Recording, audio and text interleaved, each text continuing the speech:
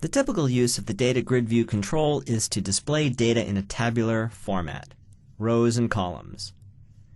A typical use of the DataGridView is to display data in related tables. So for example, orders and order details, categories and products. You would display parent records, perhaps in individual controls, and then the child records in a grid because you want to see all of the related data for a parent table. You can also use a grid to display read-only data, may or may not be related, and you can use it to display multiple columns of information that may or may not come from a table. So at the simplest level, the DataGridView is just rows and columns, and when you drag a related table from the Data Sources window onto a form, you get that kind of simple DataGridView. But in this section, we're going to see how to make better looking and more full-featured grids. So for example, something like this. So how do you customize how data is displayed in the DataGridView?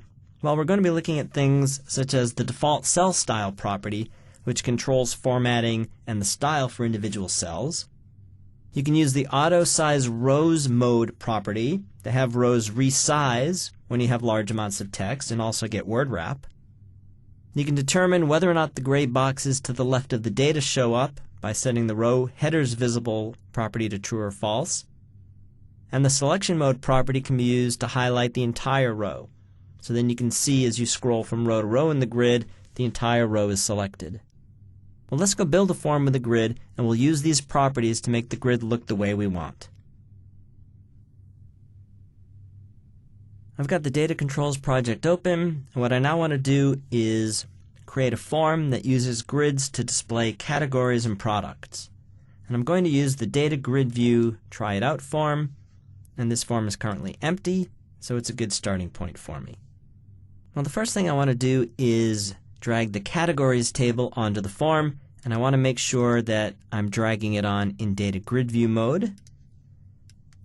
So I'll drag this on here.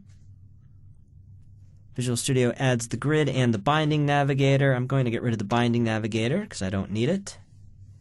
And then the second thing I'm going to do is add the products table, and that's the products table that appears as a column in categories. So categories on the left and products in that category on the right. So now let's configure these grids. I'll click this left grid, and you can see in the upper right there's an arrow. If I click that, I get the DataGridView tasks pop-up. The first thing I'm going to do is make this read-only data, so I'll uncheck Enable Adding, Enable Editing, and Enable Deleting. And then I want to change which columns display, so I'll click Edit Columns.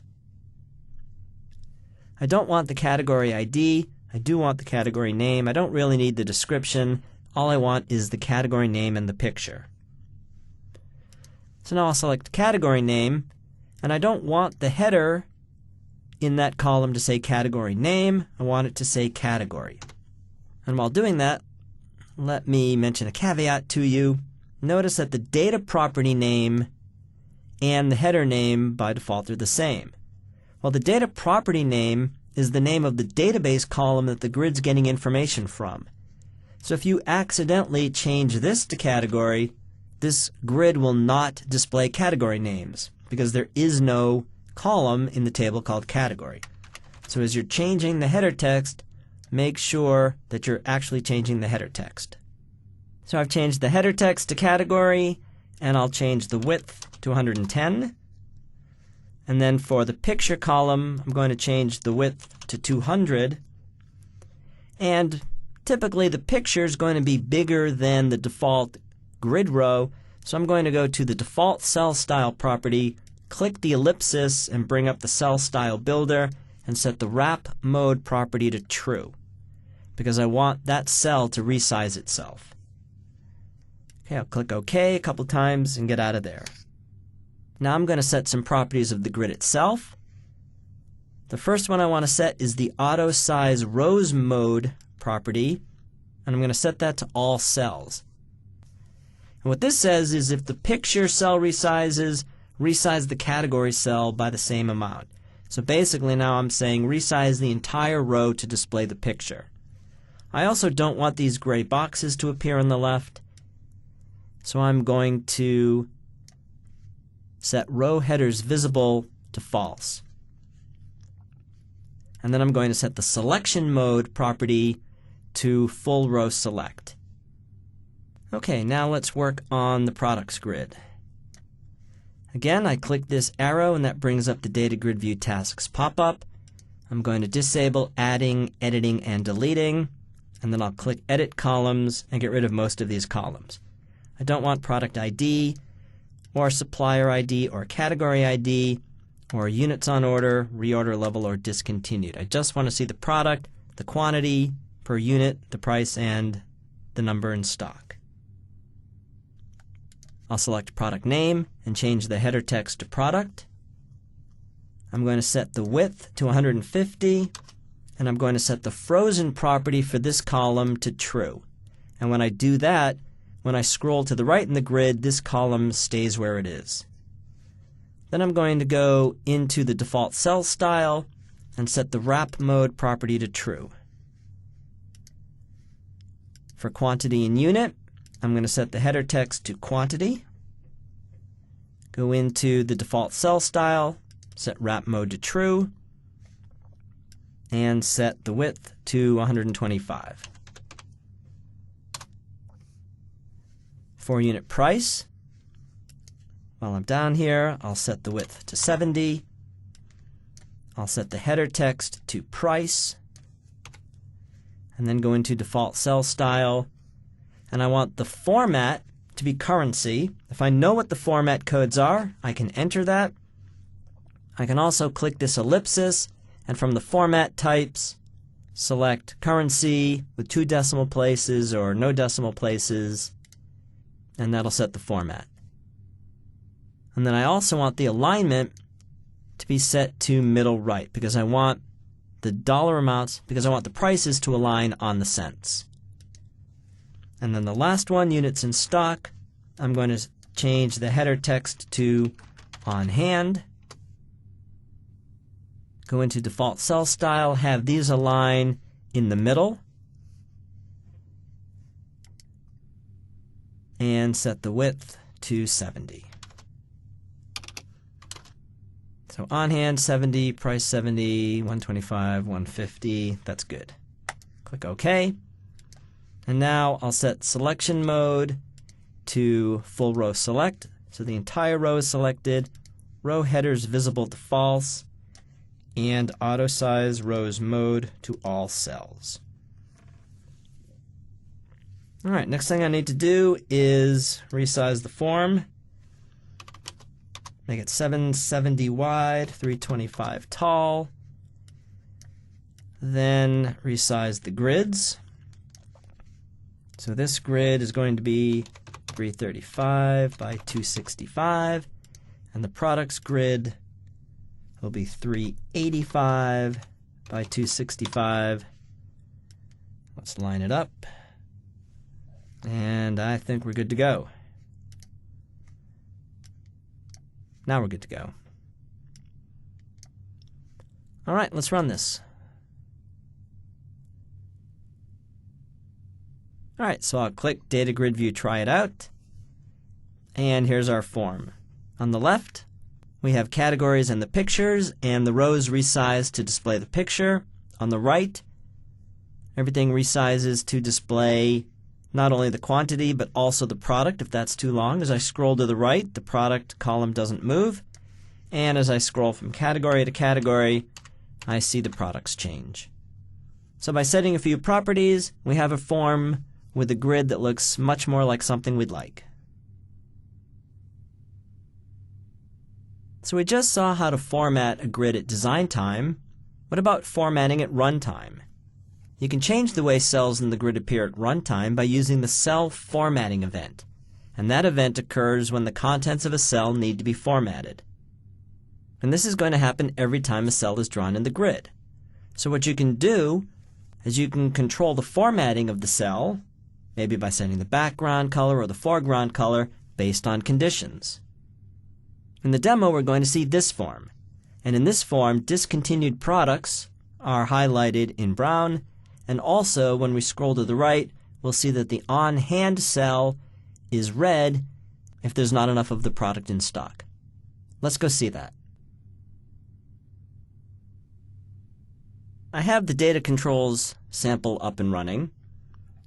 And in the previous demo, we built the grid that runs when I click DataGridView Try It Out. That's what we just built. And by the way, the finished version of that, which ships with this sample, you can see by clicking Formatting at Design Time. All right, let's look at the next example, which is formatting at runtime. When I open this form, it starts out the same form with categories on the left and products on the right. The products column is frozen, but this time I want to highlight some information. Products that are discontinued will be highlighted in this light brown color, and any product where the amount on hand is less than 10 will be highlighted in red. Now this is obviously not something we can do at design time, because at design time we don't know the units on hand and we don't know whether or not a product's been discontinued. So this is something we'll have to do at runtime. So let's go see how we do that. I'll open the Format at Runtime form, and let's go look at the code. We're going to use the cell formatting event of the grid view. The cell formatting event occurs when the contents of a cell need to be formatted. And so that's going to be happening every time a cell is drawn in the grid. The second argument that this takes is E, which is an instance of the DataGridView cell formatting event_args class. And that has a number of properties like row index, which tells us which row we're on, column index, which tells us the column we're in, and the cell style. And so what we're going to do in this code is we first want to reference to the products row. So we'll create a variable called products row, and that's going to be set to products binding source dot list e.row index. And that says take the row we're on and go into the products binding source's underlying list and get that product row. Then cast that to a data row view because it's an object, get the row from that, cast it to products row, and now this variable products row represents the product that's currently being displayed in the grid.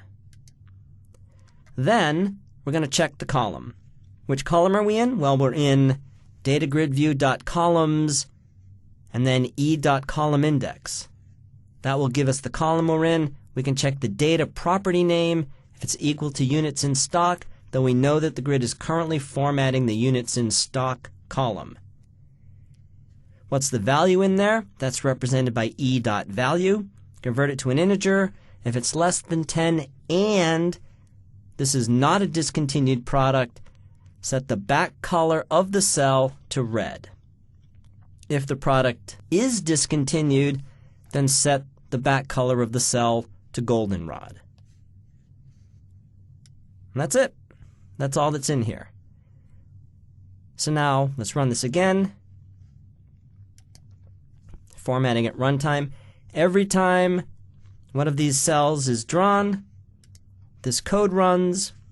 We check the units in stock. If it's less than 10, I want to scroll here. If it's less than 10, then we're going to set the back color of this cell to red. If it's a discontinued product, then we'll set the back color of the cell to goldenrod. And because we're doing this for every cell, that's why the entire row is highlighted in goldenrod. So you've seen in this demo that you can use the cell formatting event of the grid to change the way cells appear at runtime. In addition to displaying information from a table, we might want to display in a grid information that's not in the table. For example, we might want to display calculated values. So to do that, we can add a column. And we'll use the Add Column dialog box to add an unbound column to the grid. And it's unbound because it's not coming from the underlying table. Then we'll use the cell formatting event handler to figure out what to display in that column at runtime. So in the demo, we're going to see this form. In the grid on the right, product and price are from the table, and then the new price is what the price will be after a 25% price increase. And products that used to cost less than $50 but would now cost more than $50, that price is highlighted in red. Well, let's go see that. We've got the data control sample application running again, and when I click Calculated Values, I see the categories and products form. This one's a little bit different. For this time I decided not to show the picture, but to show the description of the categories. On the right I've got the product. In the middle column, the current price. Those two columns come from the products table. And on the right, the new price, which is the current price times 1.25. And then if the current price was less than 50, but the new price is going to be over 50, then I highlight that cell in red. So I have columns in here that aren't in the table, and then I have highlighting going on. So let's see that. I'll open up the calculated values form. And what I did to add this new column is I selected Add Column in the DataGridView tasks. And that gives me the ability to add back one of the columns in the table. So for example, I took out reorder level. If I wanted it back, I could add it from here. It also gives me the ability to add an unbound column. So I might give it a name, price after increase. I have several column types I can choose from. I left that one as the default text box. And the header text, increased price. I can make it read-only, I can freeze it, and when I click Add, that's now added. If I want to get rid of it later on, I can go into Edit Columns and remove it. I can also add columns from here by clicking Add Column. So that's how I added this new price column. Let's see the code to populate it. And that code is in the cell formatting event handler of the grid. Once again, we need a reference to the product. So that's going to be the variable products row, which is the current item in the product binding sources underlying list. Cast to a data row view, we get the row from that and cast it to products row. Now again, we ask what column are we in. If it's the new price column, then we want to set the value in that cell. So E.value will be equal to the unit price from the products table times 1.25. And then if the unit price is less than 50 and E.value, the new value is greater than 50, then set the back color of that cell to red. So you saw in this demo that we added an unbound column to the grid, and then we used the cell formatting event handler to calculate what value gets displayed in that cell, and also to highlight that cell if a certain condition's been met. In addition to displaying calculated values in an unbound column, we can also display images. So again, we'll use the Add Column dialog box to add an unbound column to the grid, and then we'll use the cell formatting event handler to determine not which calculated value appears, but which image to display. And so as a variation on the previous example, now instead of highlighting the new price in red, if it's an issue, we want to display an image in every column. So here our rule is we want to apply a price increase to everything that costs less than $25. So the middle column price is the current price. The column on the right is the new price after the price increase. And the farthest most right column shows a check mark or a circle with a slash through it based on whether or not the product can have its price increased. So let's go see how to do that. Okay, on the main form here, I'm going to click Displaying Images, and let's see this version of the Categories and Products form. I want to do a little what-if analysis. I want to see what would happen if I raised prices by 25%, but I only raised the price on products that cost less than $25 to begin with. And so I want to see what the prices would be, but I also want to see which products in a category would get their prices increased. So in the grid on the right, I have products in the first column, the current price in the second column, and then the price after a 25% increase in the third column, And then in the right column, I want to display the green circle with a check in it if that product costs less than $25 to begin with, and the red circle with a slash in it if the product cost more than $25. So now I can see at a glance that most of the products in the beverages category would get a price increase, but most of the products in poultry would not. So we saw in the previous demo how to display that new price. Now let's see how to display that image.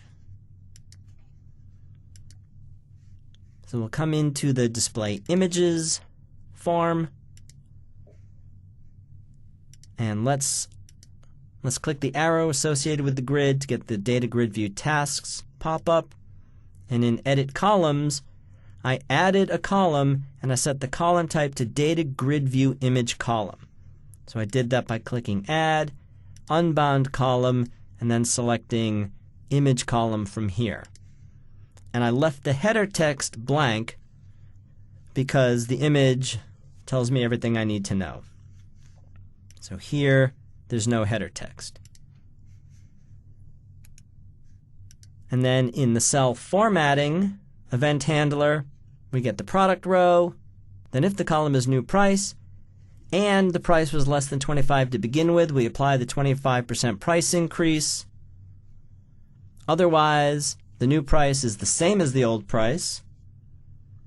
And then we're going to pick the image we want to display. Price image is a bitmap, and that's going to represent the image we're displaying.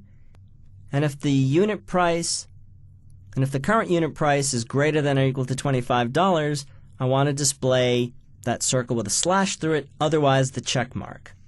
Well, this project has a couple of resources, one of which is the checkmark bitmap, the other is the no action bitmap.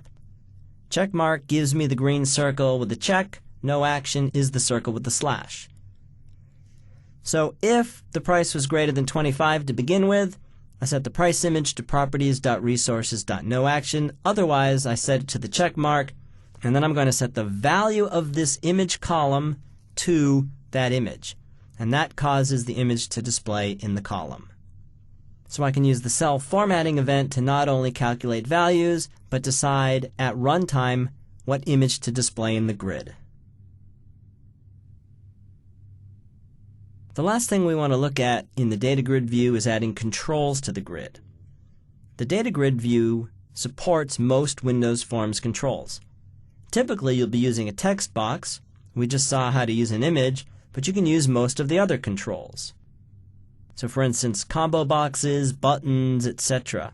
And if you're using a button and you want to write code to respond to the user clicking that button, then you'll use the cell click event handler. So our final demo looks like this. Categories on the top, products in the bottom, and we're going to show the supplier for each product in a combo box, and then to the right of that we have an ellipsis, and when we click that button, we're going to see additional information on the supplier. So let's go see that. The last grid view demo we want to look at is adding controls. And when I open this form, in the grid on the bottom, I have products. I'm displaying the supplier name, and I'm also showing all of the suppliers in this drop-down list. And that gives me the ability, if I'm adding a new product in the grid, to select that supplier from the combo box. In addition, I have this button here, and when I click this, I want to see more information on the supplier. So when I click that, here's all of the information on the supplier, and the product name is repeated in the form's title bar. So let's go see how we did this. This is the adding controls form. And for the grid on the bottom, supplier is of column type DataGridView combo box column. Now if I already had the supplier ID in there as a text box, I could change that to a combo box, or I could add a new column and bind it. It'll work either way. But what I need to do is hook up the combo box to the supplier ID. The data property name, supplier ID, is the column in the products table. The combo box is bound to the supplier's binding source. And the value member is the supplier ID column in the suppliers table. So this says take the supplier ID from the products table and map it to the supplier ID in the suppliers table, and then display in the combo box the company name. And then this button here has a text of 3 dots to make it look like an ellipsis, and it has a name of Show Supplier. And so when the user clicks on that button, I want something to happen. And I'm going to handle that in the cell click event of the grid. And that will fire when I click on any cell. So how do I know I've clicked on the button? Because I'm going to look at the column name. If I have clicked in the Show Supplier column, then I'm going to get a reference to the products row, and I'm going to set 2 properties on the suppliers form. The suppliers form here displays information on a supplier. I've got 2 properties, supplier ID and product name. And then when the form loads, I'm going to run the fill by supplier ID method of the suppliers table adapter to bring down information on that supplier. And in the text property of the form, I'm going to display the product name. So I set those 2 properties and run the supplier form. And so again, when I click this button, I will see information on the supplier and repeat the product name. So by default, a grid will contain text box controls, but you can add a variety of other Windows Forms controls to give better user interactivity.